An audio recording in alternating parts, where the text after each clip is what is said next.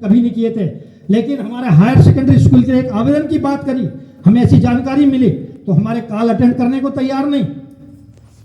क्या ये राजनीति, ये लोकतंत्र है? हमने लोकतंत्र पढ़ा है, हमने लोकतंत्र को पढ़ के देखा है, हमने बच्चों को गढ़ा है लोकतंत्र में। लोकतंत्र क्या होता है कि जनता से जनप्रतिनिधि जीत के चला जाए और उसके बाद में हम उसके पीछे चक्कर काटे।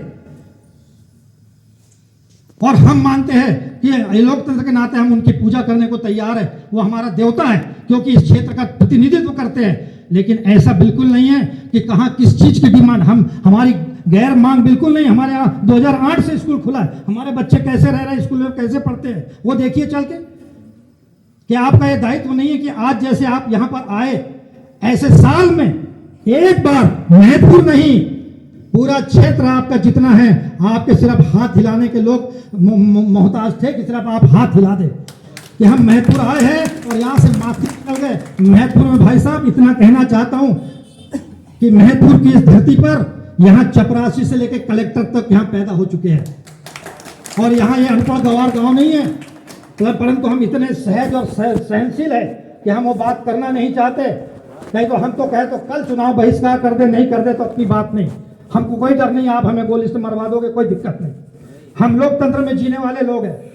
जब हमारे यहाँ से बयार चलती है कि महतपुर 80% एक तरफ है तो आगे के 4 गांव उस बात को फॉलो करते हैं कि नहीं ये गांव भी उस लायक है तो हम भी उसके साथ जुड़ेंगे। लेकिन हमें दुख है इस बात का, कौन सी बात का हम कहे, हमारा एस्टेटमेंट हमने बताया आपको, हम तो कोई मांग करते ही नहीं चाहिए हमें रोड।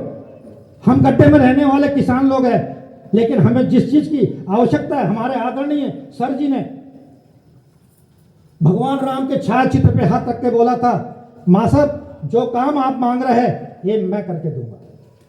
मैं वही बात दोहराना चाह रहा हूं और मांग नहीं कर रहा हूं, आज मांग हमने समाप्त कर दी। 30 सालों से जब से मुझे समझ है, अगर एक भी सांसद निधि का रुपया मेरे गांव में आया होगा तो किसी से भी आप पंचायत में उठा के देख लीजिए।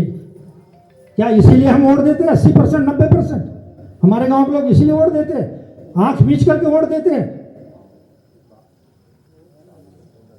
तो हम यही चाहते हैं, हमारे बीच में हमारे विधायक महोदय भी बैठे, हमने इनसे भी कहा था हमको छोटे छोटे टुकड़ों में हमको सरपंच पालने वाला काम मत दीजिए कि वो BWM दे दो और उसमें सरपंच बचा ले आधे पैसे और गिट्टी डलवा दे, हमको वो काम नहीं चाहिए। हमें पुख्ता काम चाहिए जिससे हमारे बाल बच्चों को रोजी मिले, रोजगार मिले, हम वो काम चाहते हैं। तो मैं ज्यादा कुछ नहीं कहते हुए इतना जरूर कहना चाहूंगा कि वीके जी आप मेरे भाई हो, मेरे से छोटे जरूर है, मेरे से छोटे हैं आप, मैं मित्र तो नहीं कह सकता क्योंकि आप बहुत बड़े ऊंचे पदवी पे है। मैं भाई के रूप में, छोटे भाई के जरूर रूप में आपसे निवेदन करना चाहूंगा, विनती करना चाहूंगा कि आपसे निवेदन है, सबसे बड़ी बात तो यह कि आप और मैं भाई इसलिए हूं कि मैं भी गायत्री परिवार का आदमी हूं और आप भी गायत्री परिवार के आदमी हो, हम एक ही गुरु के चेले हैं दोनों। लेकिन आपको भगवान ने अच्छी ऊंचाई दी, आपकी ऊंचाई बरकरार रहे। मेरे गांव के लोग अभी यहां तक विचार करके बैठे हुए हैं कि हम बहिष्कार नहीं करेंगे, लेकिन हम जितने भाजपा के लोग हैं हम नोटा के बटन दबाएंगे, लेकिन हम उसके लिए बैठेंगे, बात करेंगे। लेकिन हम इतना जरूर निवेदन करना चाहेंगे कि आपको इतने बड़े पद से परमात्मा ने नवाजा है और परमात्मा के बाद ये जनता जनार्दन दूसरी परमात्मा है, जिसके वोट दबाने से, बटन दबाने से आदमी जो है उस सिंहासन पर बैठा है, उसको आप बनाए रखेंगे। ऐसा हम आपसे विनम्र अपील करते हैं, प्रार्थना करते हैं कि मेरे गांव में नहीं, आपका जितना क्षेत्र जहां जिस लायक हो, नहीं पैसे की कोई बात नहीं, आपके पास लिमिटेड पैसा आता है, 3000 गांव में आप नहीं दे सकते, लेकिन लोगों से जो आप लोगों को जो आपसे उम्मीद है कि एक बार साल में, 2 साल में, 6 महीने में एक क्षेत्र का निकाल के सिर्फ हाथ हिला दे कि वीके सर आ गए हैं भाई हमारे क्षेत्र में, तो हमारी जनता जनार्दन खुश हो जाएगी। बस इतना निवेदन कहने के बाद मैं अपनी बात को विराम देता हूं। धन्यवाद। जय श्री राम, जय श्री राम।